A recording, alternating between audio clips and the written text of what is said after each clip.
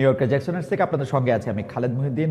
দীর্ঘদিন পরে বাংলাদেশে সত্যিকার একটি নির্বাচনের মুখোমুখি পুরো বাংলাদেশের জনগণ। কারা ক্ষমতায় আসছেন, কারা ক্ষমতায় আসছেন না তা নিয়ে যেমন আলোচনা চলছে, তেমনি চলছে জরিপ, তেমনি পাশাপাশি এটিও চিন্তা করা হচ্ছে যে এই যে এক মাসের ঠিক এক মাস সময় আছে, সেই এক মাসের মধ্যে কতটা নিরাপদ থাকবে বাংলাদেশ, ভোটের দিনেও আসলে কি হবে, নির্বাচন পরিচালনা কমিটি বা নির্বাচন যারা পরিচালনা করছেন তারাও কিভাবে আসলে এই নির্বাচনটা কি দেখছেন, এসব নিয়ে কথা বলার জন্য আমাদের সঙ্গে আজ রয়েছেন সংগঠক জনাব সার্জিস আলমের। জনাব সার্জিস আলম আমাদের সাথে কথা হয়েছে কিছুক্ষণ আগে, তিনি আমাদের সাথে যুক্ত হবেন সেটাও জানিয়েছেন।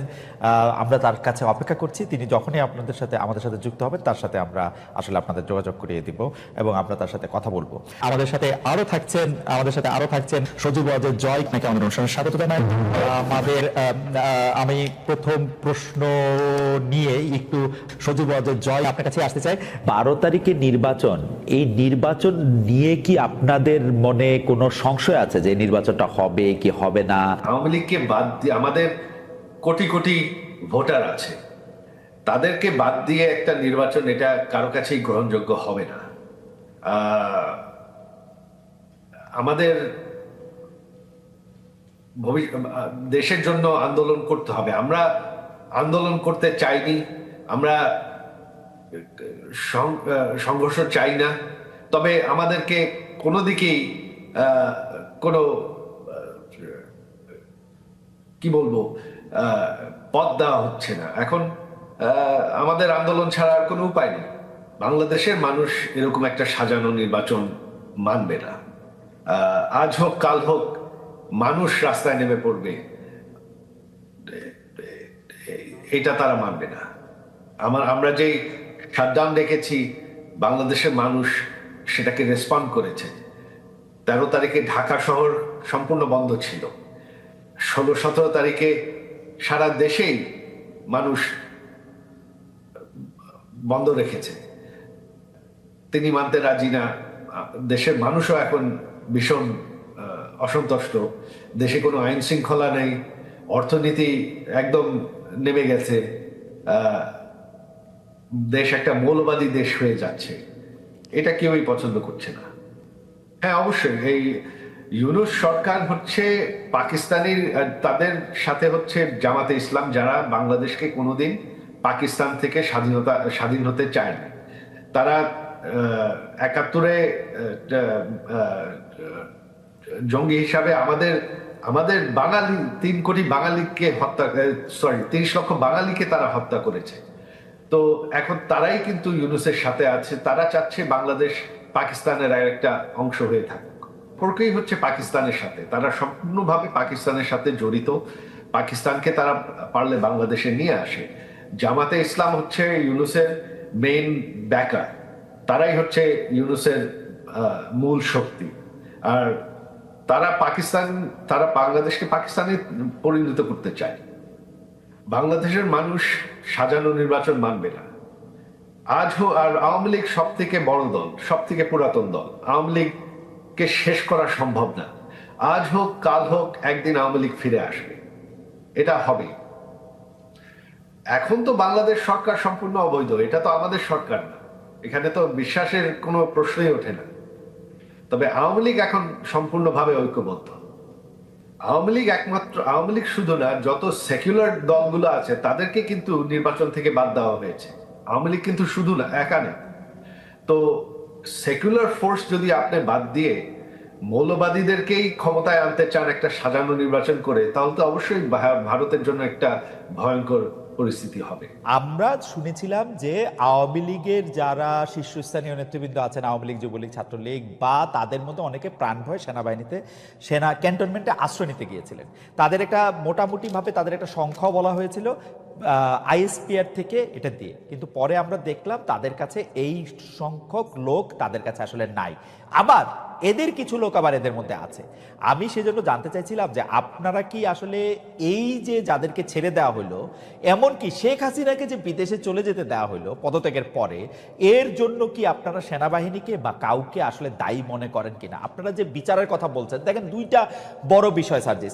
একটা হচ্ছে যে এই আওয়ামী লীগের এই অন্যায় অত্যাচার, হত্যা, গুম, খুন, 15 বছরের গণতন্ত্রহীনতা, সব প্রতিষ্ঠান ধ্বংস করা, এগুলির জন্য যে শাস্তির দাবি, সেই শাস্তি যে না হওয়া, সেই বিচার কাজ যে শুরু না হওয়া, সেটার জন্য আপনি আসলে কারে দায়ী করবেন? এখন তো আপনারা ক্ষমতায়, আপনাদের পছন্দের সরকার ক্ষমতায়, তাই না? দ্বিতীয় কথা হচ্ছে যে এই জুলাই আগস্টে যারা শহীদ হয়েছেন, সেই শহীদদের মধ্যে থেকে যারা আহত হয়েছেন তাদের চিকিৎসার জন্য, তাদের টাকা পয়সা দেওয়ার জন্য যে সরকারের, আমি কোট আনকোট ব্যর্থতা বলতেছি, সেইটার জন্য আপনি আসলে কাকে দায়ী করবেন? আপনি নিজেও আপনি দেখেন যে জুলাই স্মৃতি ফাউন্ডেশনের সাধারণ সম্পাদকের দায়িত্বে আপনি আর থাকলেন না। কারণ হচ্ছে যে এই পুরো ব্যাপারটা যদি আপনি বলেন, যেই দুইটা বিষয় নিয়ে আপনি আসলে দায়ী করতেছেন, যে আওয়ামী লীগের বিচার হচ্ছে না, শহীদদের বা আহতদের পাচ্ছে না, তার জন্য আপনি দায়ীটা করবেন কারে আসলে, নিজেরা ছাড়া? দেখুন, এই জায়গায় হচ্ছে না, যেখানে আমার নিজের দায় আছে, আমার নিজের দায়ও সেখানে স্বীকার করতে কোনো সমস্যা নেই। কিন্তু সবচেয়ে বড় কথা হচ্ছে, আমরা আমাদের জায়গা থেকে যে জিনিসটা মনে হয়েছে সেটা হচ্ছে, বর্তমানে অন্তর্বর্তীকালীন সরকারে খুব স্বাভাবিকভাবে যখন এখানে উপদেষ্টা নির্ধারণ করা হয়, বিভিন্ন দলের মতে, বিভিন্ন স্টেক হোল্ডারের সাজেশন নেওয়া হয়, সবাই সবার জায়গা থেকে এই যে মানুষগুলোর নাম সাজেশন করেছিল যারা এখন রয়েছে উপদেষ্টা পরিষদে, সবাইকে হয়তো এরকম মনে করা হয়েছিল যে এই মানুষগুলো তাদের জায়গায় স্ব কর্মক্ষেত্রে এই মানুষগুলো ভালো এবং তাদেরকে এখানে সাজেস্ট করা হয়। কিন্তু আমার জায়গা থেকে, আমার ব্যক্তিগত জায়গা থেকে মনে হচ্ছে এখন যারা আমাদের এই জায়গায় উপদেষ্টা পরিষদে রয়েছেন, অনেকের ক্ষেত্রে এই জিনিসটা খাটে। তারা হয়তো মনে করছেন যে বাংলাদেশের যে মানুষ যারা রয়েছে তারা হয়তো হয় তাদের মতোই সবাই ভালো, না হয় তারা মনে করছেন যে এই মানুষগুলো খুব দ্রুত ভালো হয়ে যাবে, একটা সুযোগ দিয়ে দেখি।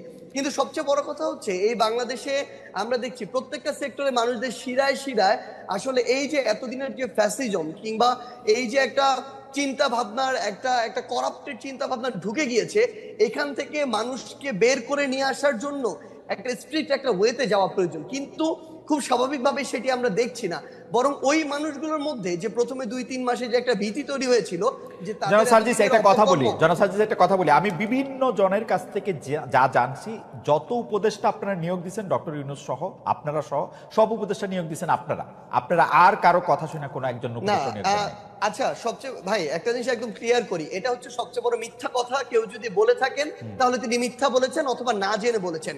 এখানে বিএনপি তাদের সরাসরি তাদের মত ছিল, তাদের সাজেশন ছিল, জামায়াতের মত ছিল, তাদের সাজেশন ছিল, অন্যান্য রাজনৈতিক দলগুলোর জায়গা থেকে নামের সাজেশন ছিল, বাংলাদেশ সেনাবাহিনীর পক্ষ থেকে সাজেশন ছিল, শিক্ষার্থীদের পক্ষ থেকে সাজেশন ছিল, সিভিল সোসাইটির পক্ষ থেকে সাজেশন ছিল। আমরা শুনছি শুধু আপনাদের সাজেশন নেওয়া হয়েছে, আর কারো সাজেশন নেওয়া হয় না ভাই। এবং সবচেয়ে বড় কথা, ইভেন এখানে প্রফেসর ডক্টর মোহাম্মদ ইউনূস যখন তাকে প্রধান উপদেষ্টা হিসেবে আমরা আমাদের জায়গা থেকে প্রস্তাব করি এবং তিনি সেখানে পজিটিভ একটি রেসপন্স করেন, তখন তার জায়গা থেকেও সাজেশন ছিল এরকম যে আমি এই পরিষদটাকে যদি কন্টিনিউ করতে চাই, এখানে আরো 2-3 জন এই মানুষকে প্রয়োজন এই জায়গাগুলোতে উপদেষ্টা পদে। সো এখানে প্রায় 5 থেকে 6টি স্টেক হোল্ডারের সরাসরি অংশগ্রহণ ছিল, সরাসরি তাদের সাজেস্ট করা যে উপদেষ্টারা তারা এখন রয়েছেন। কেউ যদি এটা স্বীকার করতে না চান, অবশ্যই এটা সৎ সাহসের তাদের অভাব। এখন যদি এই কথাটি বলি যে এখানে যে জিনিসটা আমরা আমাদের জায়গা থেকে দেখতে পাচ্ছি, সরকারের আসলে অনেক উপদেষ্টার নর্মাল সময়ে যেরকম একজন মন্ত্রী অ্যাক্টিভলি এখানে পার্টিসিপেট করার কথা, গার্ডস দিয়ে বোল্ডনেস শো করে কাজ করার কথা, অনেক উপদেষ্টার ভিতরে আমরা এখন সেটা দেখতে পাচ্ছি না। তারা গতানুগতিক তাদের যে অফিস ওয়ার্ক, সেই অফিস ওয়ার্ক গুলো তারা তাদের জায়গা থেকে করছেন। সো আমাদের জায়গা থেকে মনে হচ্ছে যে যেভাবে এরকম একটি করাপ্টেড আমলাতন্ত্র এতদিন ধরে চলেছে বা করাপ্টেড করা হয়েছে, সেই আমলাতন্ত্রকে ব্যবহার করে যখন তাদের মতো করে গতানুগতিক একটি মন্ত্রণালয় চলবে, সেটা থেকে কাঙ্ক্ষিত আউটপুট কখনো পাওয়া সম্ভব নয়। এই বিষয়টি আমরা এখন আমাদের জায়গা থেকে দেখছি। এই যে বিচারিক যে প্রক্রিয়াটি, আপনি সেনাবাহিনীর এখানে ক্যান্টনমেন্টে প্রায় 6 শতাধিক বিভিন্ন মানুষজন তাদের আত্মগোপনে থাকার কথা যেটি বলছেন, আমরা আমাদের জায়গা থেকে বৈষম্য বিরোধী ছাত্র আন্দোলন প্ল্যাটফর্ম, জাতীয় নাগরিক কমিটি প্ল্যাটফর্ম, এই জায়গা থেকে আমরা সরকারকে পুশ করেছি। আমাদের যারা ছাত্র উপদেষ্টা 3 জন রয়েছে সরকারের, তাদেরকে বলেছি, তারা তাদের জায়গা থেকে সরকারকে বলেছে, সেনাবাহিনীকে বলেছে। সেই জায়গায় সেনাবাহিনী একটা রিপোর্টও দিয়েছে। শেষ করে একটু, সেই রিপোর্টে যেটি দেখানো হয়েছে যে রাজনীতিবিদ যারা ছিল তাদের সংখ্যাটা বেশ কম, ইভেন এটা 100-রও নিচে, তারা বলছেন অ্যারাউন্ড 50-এর মতো। এবং এই জায়গাটার সংখ্যাটা সবচেয়ে বেশি হচ্ছে কিছু পুলিশ কর্মকর্তা, কিছু আমলাতন্ত্রের কিছু আমলা, তারা তাদের পরিবার সহ ওই বিভিন্ন বাড়িগুলোতে তাদের আত্মীয় স্বজন বাসায় আশ্রয় নিয়েছিলেন। এবং সবচেয়ে বড় সংখ্যাটা হচ্ছে আমলা এবং পুলিশ, যারা এই হত্যাযজ্ঞের সাথে সরাসরি জড়িত ছিলেন, যারা ওই আমলাতন্ত্রে বসে শেখ হাসিনাকে সার্ভ করেছেন।